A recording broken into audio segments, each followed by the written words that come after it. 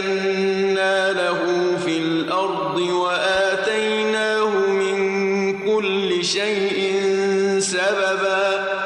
فأتبع سببا حتى إذا بلغ مغرب الشمس وجدها تغرب في عين حمئة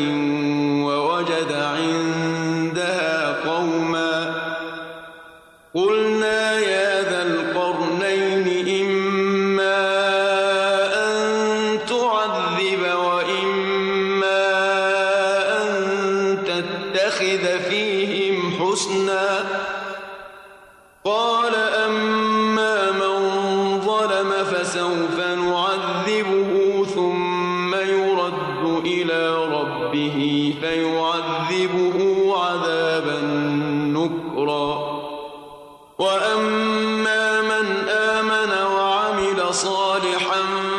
فله جزاء الحسنى وسنقول له من أمرنا يسرا ثم أتبع سببا حتى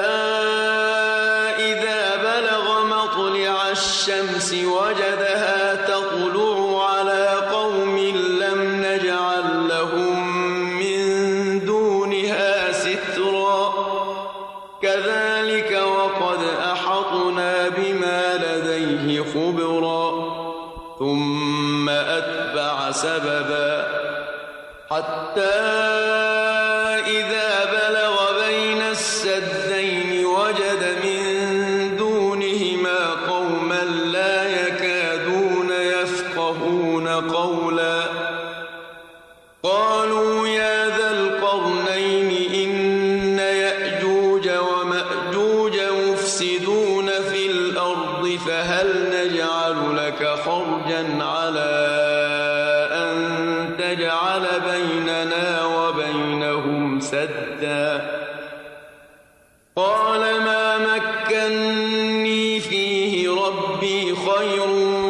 فأعينوني بقوة أجعل